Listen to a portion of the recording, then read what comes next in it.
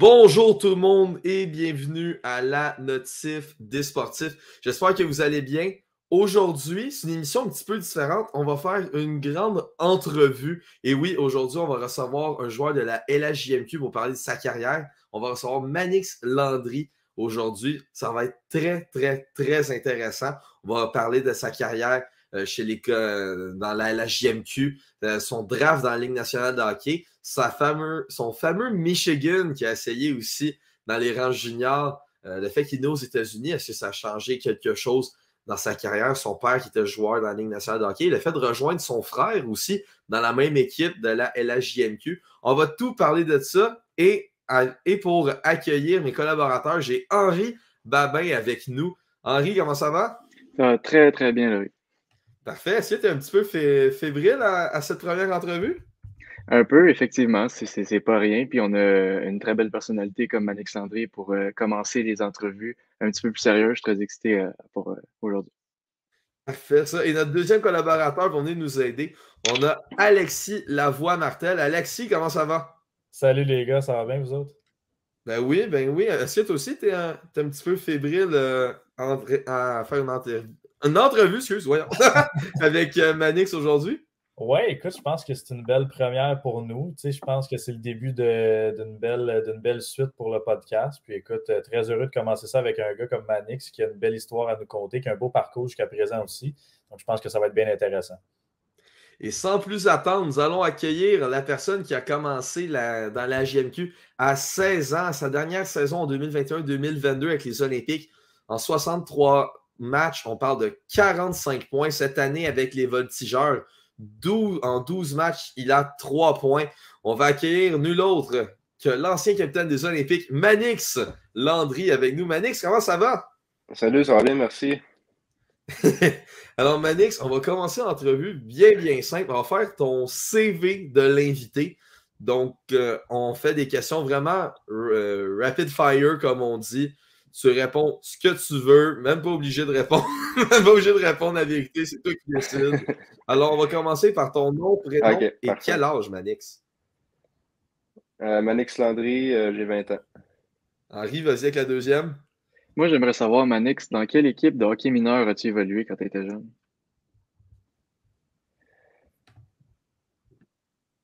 J'ai commencé à jouer en Suisse. Ma première équipe de hockey, ça s'appelait les GDT de Bellinzona, mais première équipe au Canada, c'était les Loups des collines à Cantley, Gatineau. Alex, vas-y. On parle de combien de flex sur ton bâton? 75. 115, ok. OK. Ouais. Bon choix. Quel est ton plat de pre-game préféré? Poulet-riz. Ben normal avec la sauce VH ou des fois je change ça. Je sais pas, là, ça dépend, mais c'est souvent ça avec des piments à côté, là. Oh, OK. On y va dans les classiques, là, du côté du pre-game. Ouais, ben ça ressemble à ça pas mal tout le monde pour les joueurs de hockey. Puis quand on va sur la route, ben c'est souvent ça aussi. Fait que je OK. m'habitue un petit peu. Exact, nice. Henri, vas-y. Ton équipe préférée en grandissant? Vu que mon père a joué, c'était tout le temps pour l'équipe que mon père il jouait, là. Fait que quand je suis en Europe, n'importe quelle équipe mon père il jouait pour, c'est la meilleure équipe au monde, là, selon moi. Fait que ça a tout le temps été ces équipes-là. J'ai jamais vraiment eu d'équipe préférée dans la NHL, là. Puis Alexis, pour finir, le CV de Manix. On va conclure. Écoute, ça ressemble un peu, mais si tu avais un joueur préféré en tant que tel, en grandissant. Euh, Mon père encore. Ouais, hein? C'est la personne que je regardais le plus jouer quand j'étais jeune. Donc, c'était lui. Mais mon premier joueur, je me souviens d'avoir regardé des highlights sur YouTube, puis tout, c'était Ovechkin. Fait que lui, c'était mon Pas premier un que je mauvais regardais, que j'aimais exemple. bien regarder aussi. Non, non, c'est ça. C'est rarement un mauvais choix à prendre Alexander Ovechkin. On va pas se le cacher. Ouais, c'est ça. Moi, j'ai vu que tu as grandi, tu es né du moins aux États-Unis. Est-ce que tu as grandi là-bas? Si oui, c'était comment grandir aux États-Unis? Je suis né là, puis que mon père jouait pour les Grizzlies de Utah. Fait que Salt Lake City, c'est là que l'équipe allait. Puis l'année suivante, ben, j'ai pas vraiment resté là longtemps, là. C'est la seule année qu'il a joué là. Après, bon, on a tout le temps eu une maison au Canada, donc j'ai eu la citoyenneté canadienne. J'ai les deux citoyennetés, dans le fond. Puis après ça, mon père, il était joué en Europe. Donc, j'ai vécu pas mal toute ma vie en Europe jusqu'à l'âge de. Ben, ma première année au Canada, au retour à 100% là, au Canada, c'était en quatrième année à l'école. Fait que, je sais pas, j'avais quel âge exactement, mais je me souviens que c'était ma première année aussitôt que mon père s'est retiré, il a arrêté de jouer au hockey, mais quatrième année, c'est ma première année au Canada au complet, là. Henri, est-ce que tu aurais une question pour Manix? Oui, un peu toujours dans le domaine de l'enfance. J'aimerais ça savoir, ça a été comment pour toi grandir avec un père qui jouait au hockey professionnel? Ben, tu sais, au- moi, quand j'étais jeune, j'ai jamais vraiment réalisé que, tu sais, pour moi, c'était normal, là. Fait que, on voyageait un petit peu partout. Quand lui partait pour le camp d'entraînement, nous autres, on arrivait pour l'école. Donc, pour nous autres, c'était normal. Puis l'été, on revenait tout le temps au Canada. On a tout le temps une maison. Puis, à mesure, plus que je vieillissais, plus que je voyais que tu sais, ça m'aidait beaucoup au niveau du hockey parce que tu sais, lui, il a vécu toutes sortes de choses dans le monde. Donc, n'importe quelle situation que j'ai vécue, moi, jusqu'à date, mon père m'a beaucoup aidé. C'est lui qui m'entraîne l'été sur la patinoire. Il me donne tout le temps des conseils sur la glace, autant qu'aux glaces aussi. Donc, jusqu'à maintenant, tu sais, je pense que c'est un très gros avantage qu'il ait joué au hockey. Puis, tu sais, lui il coach à Star aussi, donc peut me donner une autre perspective autre que juste joueur de hockey. Là, il peut me donner une perspective du coach aussi, là. Ah, écoute, c'est certain. Puis, parlant, tu sais, de l'enfance, tu sais, du fait que tu as joué en Europe, que tu as habité en Europe, après ça, que tu es aussi né aux États-Unis, après ça au Canada, tu sais, ça fait quand même beaucoup de transitions, aussi beaucoup d'émotions à vivre pour un jeune enfant aussi. Est-ce que tu as des souvenirs de ça? Tu sais, comment tu as vécu ça, toutes ces transitions-là? Ben, tu sais, comme je dis, De jouer pour au hockey. moi, tu sais, je veux dire, depuis que je suis jeune, ça a tout le temps été normal que, OK, la saison de hockey recommence. Mon père, il s'en va au camp d'entraînement, puis nous autres, on va aller le rejoindre quand l'école commence. Donc, depuis un jeune âge, je pense qu'on a, ben, moi, mon frère, ma soeur, même ma mère aussi, on a une facilité au changement quand même. Tu sais, quand je regarde à ça maintenant, tu sais, ça nous a permis de vivre beaucoup de belles expériences que plusieurs jeunes de mon âge n'ont pas vécu jusqu'à date. Tu sais, moi, j'ai commencé l'école en Russie, en anglais, que mon père il jouait pour le Dynamo de Moscou. Après ça, j'ai été quand on est retourné en Suisse, parce que la première fois qu'il était en Suisse, j'avais pas l'âge pour aller à l'école encore. Donc, on est allé en Russie. Après ça, la deuxième fois en Suisse, j'étais à l'école 2 ans en italien. Donc, j'ai pu apprendre, tu sais, je suis en troisième année, je parlais le français, l'anglais, puis l'italien. Donc, tu sais, ben, pour moi, encore une fois, c'était normal, tu sais. Je Ouais. veux dire, donc, je pense que pour nous autres, ça a fait qu'on a une facilité au changement quand même, là. Puis, t'as parlé du fait de faire beaucoup de transitions. Tu sais, t'es quand même né aux États-Unis. Ensuite, t'es allé en Suisse, Moscou, et t'es retourné en Suisse, de ce que je comprends. Le hockey a commencé où là-dedans? Il est venu comment à toi, à part par ton père? Euh, ben, j'ai commencé à patiner quand j'étais en Suisse la première année, mais tu sais, j'étais pas très vieux, donc pas tout seul, là. Tu sais, j'avais encore comment t'appelles ça, là, la marchette, ou je sais pas, là, tu sais, le petit pingouin, nous autres, on a la patinoire extérieure, là. Ouais. Mais quand j'étais allé en Russie, je commençais à être dans l'âge de jouer au hockey, mais c'est un petit peu compliqué en Russie, donc euh, je n'étais pas inscrit au hockey là-bas. À la place, je faisais du patinage artistique, puis Hmm. les dimanches, j'avais une petite. J'embarquais sur la glace avec mon père pour pratiquer un petit peu le hockey, mais rien d'organisé. Puis c'est vraiment quand je suis arrivé dans le fond, la deuxième fois en Suisse que c'est là que j'ai commencé à jouer au hockey organisé. Donc à cause de ça, là, la passe suisse aussi. Donc je peux jouer en Suisse sans compter comme un importé, là. Tu as parlé notamment du patinage artistique que tu as fait en Russie. C'est très courant, je trouve, pour les Russes, les jeunes Russes là-bas qui jouent au hockey aussi, de commencer par ce patinage artistique-là. Est-ce que c'est quelque chose que tu vois que t'a apporté un avantage à un moment donné, quand rendu dans ta jeunesse par rapport aux autres jeunes? Ben oui, effectivement. Tu sais, comme tu le dis, je pense que il y a beaucoup de Russes qui font ça. Puis je trouve que les Russes, c'est des très bons patineurs 90% du temps. Donc, pour moi, je trouve que c'était pas des sauts rien, c'était juste vraiment la base. Donc, quand tu as une base solide, c'est plus facile d'être un bon patineur à un jeune âge. Puis, je pense qu'en Suisse aussi, ça m'a aidé beaucoup parce que nous autres, on jouait à demi-glace. Donc, espace restreint, puis tout, j'étais vraiment bon déjà à un très jeune âge. Parce que quand je suis revenu au Canada, c'était déjà pleine glace. Puis je pense que maintenant, ils ont changé ça aussi. Depuis les rangs novices puis atomes, c'est rendu demi-glace aussi, là, je ne me trompe pas. Là. Fait que, ça ressemble pas mal à ce que je faisais quand j'étais en Suisse. Là.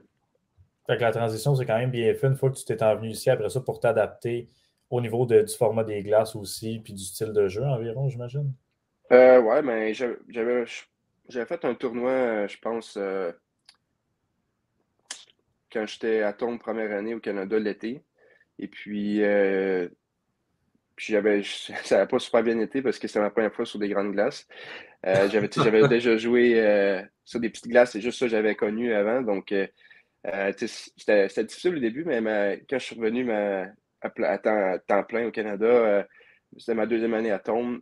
Ça a bien, j'ai eu une bonne saison, puis on a une bonne équipe, mais on a perdu en finale pour aller à la Coupe Dodge, là, donc contre l'équipe Hendrix Lapierre. Donc, ouais.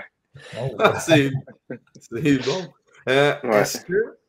Est-ce que quand tu es arrivé à Tôme ici au Québec, est-ce que tu étais classé simple lettre ou ça remarquait déjà que tu commençais à avoir un petit quelque chose de plus que certains joueurs de ton équipe, mettons? J'ai joué le meilleur niveau que c'était dans le temps, à Tombe 2B, je ne me trompe pas. Donc, je pense que j'étais les meilleurs dans ce temps-là.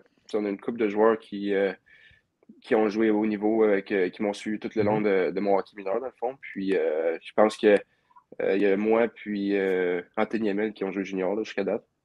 Fait que, Pour conclure un peu avec le segment jeunesse, as-tu toujours gardé la même position quand tu as joué ton hockey mineur jusqu'au segment junior ou tu as déjà changé de position un peu? alors, j'ai tout le temps joué au centre, des fois à l'aile, ici puis là, mais pas mal la plupart du temps au centre. Oh, cool. Puis écoute, rapidement, avant qu'on termine le segment jeunesse, parce que j'en ai comme une autre qui m'est venue un peu aussi.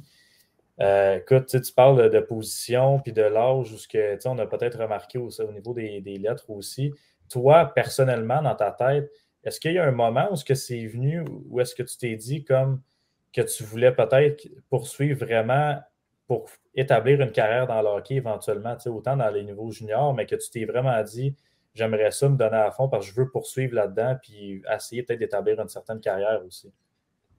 Ça s'est fait, je pense, ma première année midget, ma seule année midget, dans le fond, j'avais 14. Je pense que c'est l'âge midget, c'est 14. J'avais connu un bon camp à Gatineau pour l'Intrépide, là, dans la Ligue ici au Québec. Et puis, j'avais une partie j'avais fait un tour de chapeau, puis tout. Puis finalement, j'ai été dernier coupé de cette équipe-là. Puis, j'ai eu l'option d'aller jouer au hockey pour une autre équipe midget, mais je ne voulais plus rester à la maison, dans le fond. Donc, j'ai décidé de faire le choix d'aller jouer à une académie en Ontario, à CAH. Donc, eux autres, c'était une académie, ils vont à l'école là, ils pratiquent là tous les jours, tous les 5 jours semaine, puis ils jouent la fin de semaine. Puis, ils évoluaient dans la Ligue midget de l'Ontario. Donc, pour moi, c'est une belle opportunité. Puis, je me suis assis avec mes parents, puis ils m'ont demandé si c'était vraiment ça que je voulais faire. Puis, je leur ai dit que je voulais jouer au hockey. Puis, cette année-là, j'ai mis beaucoup d'efforts, puis tout pour prouver à beaucoup de monde le contraire. Puis, finalement, me faire repêcher dans le junior. Puis, le reste, je pense que. Je pense que le plus gros, c'est ces fêtes-là. J'ai mis beaucoup de travail, puis c'est là que je me suis dit que c'est vraiment ça que je veux faire jusqu'à date. Puis, je pense qu'en ce moment, je pense que ça va quand même bien. Puis, j'ai hâte de voir ce qui va se passer pour l'année prochaine et les années d'après. Tu as parlé vaguement de ton repêchage. On va aller de ce côté-là de la LHJMQ. Est-ce que ça faisait longtemps que tu étais sur les radars des Olympiques ou c'est vraiment une fois que tu es allé dans l'école de l'Ontario, dans l'université, si je ne me trompe pas, c'est vraiment là que les Olympiques t'ont découvert? Euh, ben, Mon père, à ce temps-là, c'était le coach, donc c'est sûr qu'il savait que j'existais. Mais lui, il n'a eu aucun pouvoir là-dedans. Ça s'est fait. J'ai connu une bonne saison là, des meilleures séries en plus que ma saison. Donc, c'est sûr que ça l'a fait ouvrir les yeux du monde. Mais justement, à cause j'ai évolué en Ontario, j'ai passé sous le radar un petit peu. Donc, c'est pour ça qu'il n'y a pas beaucoup d'équipes qui savaient que j'existais un petit peu. Donc, euh, puis je pensais pas sortir aussitôt que ça parce que justement, je savais pas qu'il y avait de l'intérêt pour moi de beaucoup d'équipes. Donc, la journée du repêchage, pour être honnête avec vous autres, je pensais au début que peut-être j'allais sortir dans les dernières rondes. Là. Oh. Je pense qu'il y a 18. Combien de rondes? 18, je pense. Ouais. Donc, je pensais sortir dans les 4-5 dernières rondes. Puis, au mesure que la journée elle avançait, ben, j'entendais des affaires ici puis là que peut-être que j'allais sortir on va dire en huitième, à peu près en cinquième, après ça, ben, ça s'est fait en troisième ronde. Donc, euh, honnêtement, de ce côté-là, ça a été une expérience très unique de ma part parce que commencer la journée à avoir pas beaucoup d'attentes à finir quand même tôt comme ça, je pense que c'est quand même assez spécial. Là. Comment tu trouvais ton premier match à la GMQ, étant donné que tu jouais contre des joueurs qui pouvaient avoir jusqu'à 20, des fois, dans ces autours-là, qui sont plus gros gabarits, plus gros physique, plus gros style de jeu? Ben, au début, c'était intimidant un petit peu, mais tu sais, je t'ai dit que j'avais fait l'équipe pour une raison. J'avais ma place, j'avais fait ma place là. Puis si l'équipe avait fait en sorte que je sois là, c'est parce qu'ils pensaient qu'il y avait confiance en moi puis confiance en l'équipe qu'on avait autant dans le temps. Donc, une fois que la partie était commencée, c'était commencé puis je pensais plus à ça. Là. Puis écoute, tu as fait tes débuts aussi à un jeune âge quand même dans la LGMQ. Tu avais 15 ans quand tu as commencé, si je ne me trompe pas, tes Ouais. premiers matchs. Ça doit quand même être un drôle de feeling. Ça doit être spécial quand même de dire qu'on joue dans la plus grande ligue de hockey junior au Québec à 15 ans seulement déjà. Quand tu sais, je prends par exemple moi qui a 15 ans, tu sais, je pouvais encore jouer au ministique dans mon sous-sol des fois. Puis tu sais, il y en a d'autres qui jouent dans la plus grande ligue junior, donc c'est quand même un gros clash. Là. C'est comment on se sent quand des choses comme ça se passent? Ben, comme tu dis, c'est quand même spécial. C'est unique aussi parce que c'est pas tout le monde qui commence aussi jeune que ça à 16 ans. Puis, je pense que cette année-là, c'était une année d'apprentissage aussi. Justement, comme on l'a déjà mentionné, quand tu as 16 ans, tu es plus petit, t'es moins fort que tout le monde, moins développé physiquement. Donc, c'est une année d'apprentissage. J'ai pas dominé. J'ai une saison très modeste pour un joueur de 16 ans. Puis, si je pense que juste ça m'a motivé l'été suivant à persévérer et avoir une meilleure saison l'année d'après. Là. Tu parlais de motivation. À peine avant d'avoir 18 ans, tu as été nommé capitaine des Olympiques.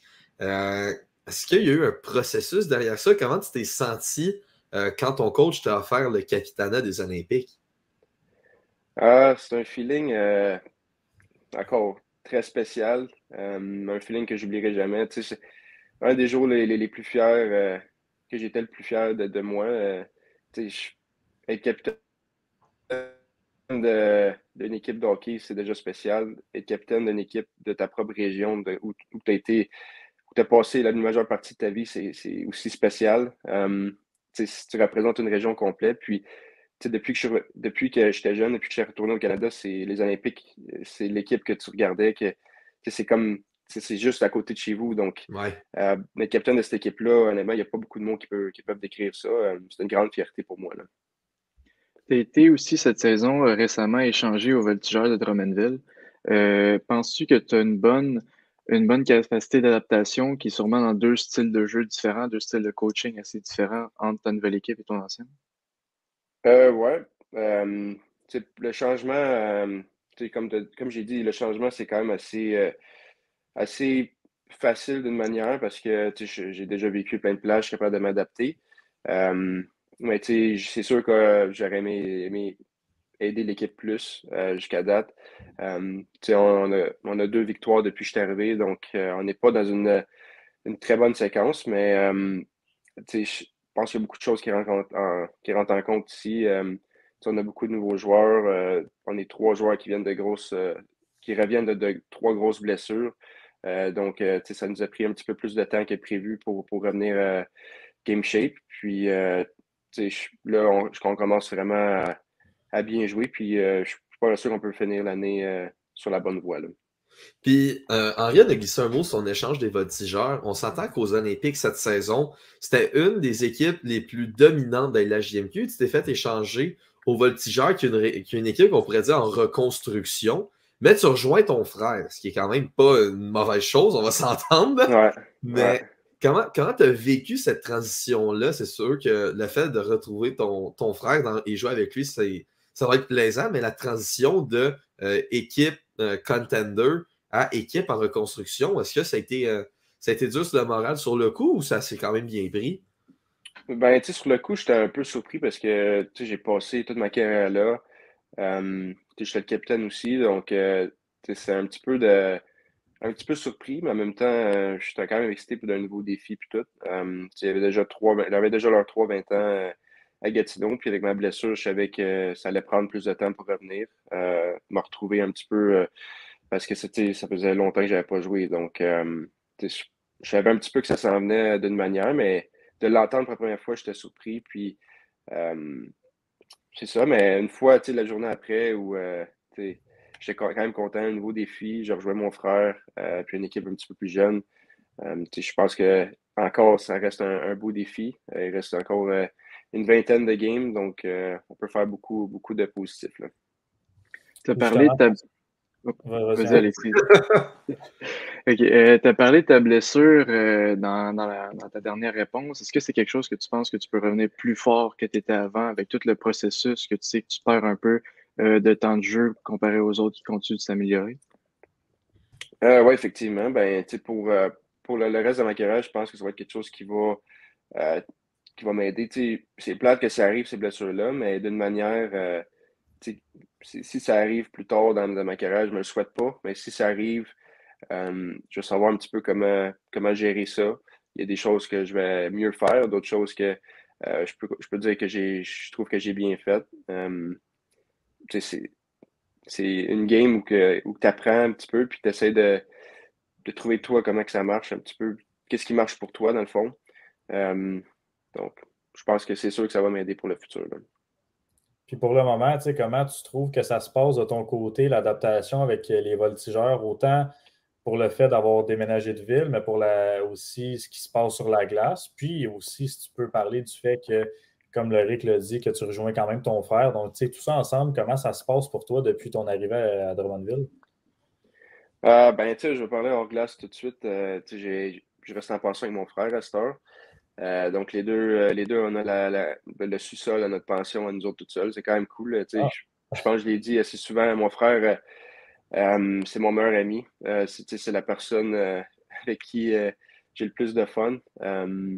Puis, lui a joué en Europe les 2 dernières années. Donc, je l'ai pas vu beaucoup à part l'été. Puis, même l'été passé, je l'ai pas vu beaucoup parce que lui s'entraînait. Puis, euh, je m'entraînais ailleurs. Donc, d'avoir du temps comme ça ensemble, c'est vraiment cool. Puis notre pension aussi, c'est vraiment bien aussi. On reste chez les Picards. Alex Picard, lui, il joue dans la NHL, puis il travaille à TVA Sport maintenant. Donc, euh, de ce côté-là, on est très bien. Les enfants sont vraiment cool aussi. Puis on a un chien. J'ai jamais eu un chien avant. Donc, ça change un petit peu. C'est quand même cool d'avoir un chien, là. J'ai tout un des chats. Donc, Ça change d'habitude. ouais, c'est ça. Puis, sur glace, je pense que euh, maintenant, les dernières games, je commence à jouer mieux. Je me retrouve un petit peu, veux pas, ça fait longtemps que j'ai pas joué. Puis le fait qu'on n'était pas dans une super bonne séquence, notre équipe, ça l'a pas aidé, mais je pense qu'on commence à voir la lumière au bout du tunnel. Moi, je trouve que je joue beaucoup mieux. Puis là, euh, ce serait de commencer à contribuer offensivement, là. Puis je pense qu'en faisant ça, l'équipe va gagner aussi. Et aussi, t'es arrivé à Drummondville et t'es quand même un joueur de 20 ans. C'est ta dernière année dans la JMQ. Est-ce que la direction des voltigeurs t'ont donné, exemple, mettons, un rôle de mentor ou c'était vraiment pour arriver dans l'équipe pour un échange ou c'était vraiment pour donner un rôle de mentor aux plus jeunes vu que c'est une équipe qui est en reconstruction, comme on a dit? Euh, ben, les autres, Je pense qu'ils ont été me chercher. Tu sais, j'ai tout le temps été, je pense, un leader qui montre par l'exemple. Donc, en allant me chercher, c'est sûr qu'il allait chercher un petit peu de leadership. Tu sais, je pense que c'est ça aussi leur but. Ils me l'ont dit qu'ils voulaient que je vienne, que je fasse à ma manière, puis aussi que j'aide les plus jeunes. Les autres, je pense qu'ils vont être à maturité dans les années futures. Donc, juste le fait que je sois ici, puis que je puisse leur montrer comment ça marche un petit peu, me donner des petits conseils ici et là, ça va les aider au bout de la ligne. Puis, tu sais, c'est sûr que moi aussi, j'aimerais ça, retrouver ma game puis contribuer plus offensivement. Mais je pense que ça va venir aussi avec les succès de l'équipe, là. Maintenant, en parlant un petit peu plus NHL, j'aimerais ça que tu me reconstitues un peu ta journée du draft, qui a été une journée pleine d'émotions pour toi. Ouais, effectivement. Ben, tu sais, ça a commencé, le repêchage commençait à 10-11 heures, je me trompe pas. Puis, tu sais, la première ronde était la veille. Donc, tu sais, c'était les rondes 2 à 7, je me trompe pas. Donc, tu sais, c'était quand même stressant. J'ai été me coucher puis j'ai eu de la misère à dormir. J'avais quand même confiance que je faisais repêcher parce que j'ai eu des bons commentaires de certaines équipes. Mais, tu sais, une fois la journée arrivée, tu sais jamais qu'est-ce qui peut arriver. Donc, j'étais stressé, fébrile. Puis, tu sais, j'essaie de rester humble aussi parce que, comme j'ai dit, tu sais jamais qu'est-ce qui peut arriver. Donc, tu sais, les rondes passaient. Puis, moi, je m'attendais à sortir. Ben, à l'entour d'où j'ai sorti, mais tu as t'as tout le temps l'espoir de sortir un petit peu plus tôt. Puis, Mhm. quand il y a des équipes qui arrivent, puis tu sais que tu as eu des bonnes entrevues avec certaines équipes, tu te dis, ah, peut-être, mais euh, puis là, on était rendu en 4 5e ronde, puis là, je commençais à vraiment stresser parce que là, ça commençait à aller vite parce que plus les rondes avancent, plus que les équipes prennent moins leur temps pour repêcher, savent un petit peu c'est qui veulent repêcher. Donc, ça allait commencer à aller vite. Puis, finalement, j'ai reçu un texte d'un des membres de l'organisation des Coyotes qui me demandait si j'étais prêt. Puis j'ai dit oui. Puis il repêchait le choix d'après. Donc toute ma famille était là. Ma mère allait essayer de prendre une vidéo, mais finalement elle a pris une photo. Donc elle était tellement contente. Elle aussi, je pense qu'elle était fébrile. Donc elle a décidé de prendre une photo à la place. Puis après ça, quand le choix était vraiment fait, ils m'ont appelé puis tout. J'ai eu une discussion avec eux autres. J'étais vraiment content. J'ai parlé à mon coach, mon ancien coach aussi, il m'a appelé. Après ça, toute la famille m'a appelé. Puis plus tard dans la soirée, pas mal toute ma famille est venue faire un tour, on a eu un souper. Puis c'est ça, là. Puis si on recule juste un petit peu dans ta saison pour le repêchage, est-ce que tu es au courant qu'il y a des scouts qui viennent te voir? Est-ce que des fois, ils peuvent te parler avant ou après les matchs ou c'est vraiment des rencontres qui se font, admettons, au Combine ou de autres manières? Ben, cette année-là, c'était l'année de bulle, là. Fait que, on Ouais. jouait dans des bulles, pas de partisans. Donc, puis on n'avait pas le droit d'avoir de contact avec n'importe qui d'autre, là. Donc, on pratiquait juste, puis après ça, on allait à l'école, puis, dans une classe, juste nous autres, les joueurs, puis après ça, on retournait chez nous. C'était ça toute l'année. Donc, on ne fait pas être en contact direct avec les scouts ou les dirigeants des équipes NHL. Donc, tout se faisait en Zoom. Fait que c'est pour ça que je disais que, tu sais, durant la journée, quand les pics y arrivaient, tu sais que, ah, OK, cette équipe-là, j'ai une bonne entrevue, peut-être, tu sais, je suis confiant avec eux autres. Ou, tu sais, avant la journée, je savais qu'il y avait deux, trois équipes que j'étais confiant, que j'avais eu des bonnes entrevues. Il y en a d'autres que ça a moins bien été aussi. Puis, c'est comme un petit peu comme ça que je basais mes, comment dire, mes idées, là, un petit peu là. Puis, ce qui est intéressant aussi, c'est que toi, tu as été repêché en 2021. Puis, l'année passée, il y a un certain Maverick Lamoureux aussi qui a été repêché par les Coyotes. Et puis maintenant, vous vous retrouvez ensemble à Drummondville. Est-ce que vous en avez parlé un peu de cette situation-là? Est-ce que vous parlez peut-être du après un peu ensemble aussi? Ouais, ben, tu sais, Maverick, je le connaissais un petit peu. Ben, je l'ai vraiment connu cet été, dans le fond, là, parce que lui, c'est sa première année qu'il a été repêché. Donc, puis on a passé un mois là-bas ensemble, en appart. Donc, on s'est vraiment connus. Puis, à cette époque-là, ben, je suis encore à Gatineau. Donc, tu sais, j'ai fait quand je suis parti du camp à Arizona, j'ai fait mes valises, puis je me retournais à Gatineau, puis je me suis blessé, puis on s'est parlé un petit peu, pas grand-chose durant la saison, puisque lui aussi était blessé, donc on, euh, on donnait des nouvelles ici puis là, puis après quand je me suis fait échanger, c'est le premier qui m'a texté dans le fond, parce que on a bâti une belle amitié cet été, puis je pense qu'il était bien, bien content. Moi aussi, j'étais bien content d'aller le retrouver. Puis, ouais. Tu as parlé vite, vite des entrevues tantôt. Peux-tu nous nommer, sans dire les bonnes et les mauvaises, quelles équipes tu as eu l'opportunité de discuter avec? J'ai parlé avec une vingtaine d'équipes, là. Je sais Oh, pas, wow! c'est pas toutes les équipes qui avaient appelé, mais une bonne vingtaine, donc je peux pas te dire exactement, là, mais je peux te dire qu'à Arizona, j'ai eu j'ai eu trois rencontres avec eux autres. Puis, tu sais, les trois, je chantais que ça avait bien été. Puis, ouais, j'étais confiant avec eux autres, mais il y avait aussi d'autres équipes que, pas nécessairement, j'ai eu trois entrevues avec eux autres, mais je trouvais que la seule que j'avais eue, ça avait bien été, là. Comme tu Ça avait sentais, laissé une bonne impression, là. c'est ça, tu sentais vraiment que c'était eux puis toi, c'était vraiment un bon match avec les entrevues, tout ça.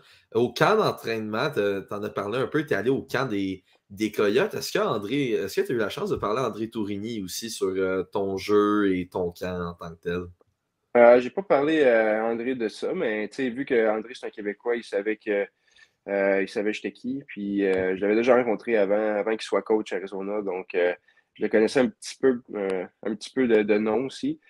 Donc quand je le croisais, je parlais un petit peu, mais pas vraiment, pas nécessairement de mon jeu, c'est plus de la température ou de comment son été avait été puis tout là. Pas nécessairement de mon jeu, c'est pas à lui d'évaluer ça, là. Puis par curiosité, tu dis que tu as une vingtaine d'équipes qui t'ont contacté. Est-ce qu'on peut savoir si, côté du Canadien, on t'a parlé un peu? Ouais, j'ai eu une entrevue avec eux autres, là. Ah ouais? Ah, Ouais, nice. Ah ouais, wow, c'est cool ça. ouais. Moi, Mhm. Avec eux j'aimerais autres, savoir. c'était. Non, tu peux y aller, Ah, désolé. Vas-y. ben, avec eux autres, c'est comme la première entrevue où il y avait beaucoup de personnes dans le Zoom, là. Fait que j'étais un peu stressé, là. Tu sais, des fois, c'était. Jusqu'à là, j'avais fait des entrevues jusqu'à, mettons, des scouts puis tout. Mais juste un à la fois, donc pas. C'était pas. Du moins ça, je pense, là, tu sais. Avec les Canadiens, ils étaient tous sur la même page. Puis fait que j'avais, on va dire, 6-7 visages. Puis j'ai dit, oh my god, OK. Mais. Mais ouais, de ce côté-là, tu sais, c'est la première entrevue comme ça, fait que je suis un petit peu plus stressé, mais je pense que ça avait quand même bien été, là. Pour parler un petit peu plus avec les Coyotes, ta nouvelle formation professionnelle, que penses-tu pouvoir apporter en tant que Manix Landry à la formation des Coyotes? Ben, tu sais, moi, je suis un joueur qui peut jouer sur 200 pieds, donc je pense que j'amène un petit peu de stabilité sur n'importe quel trio que je vais jouer. J'amène beaucoup de vitesse, puis un petit peu d'énergie aussi, donc je pense que ça va être ça mon rôle au prochain niveau, là. Tu sais, créer de l'offensive quand je peux me créer, mais aussi tu sais, faire sûr que défensivement, qu'on ne se fasse pas scorer, là.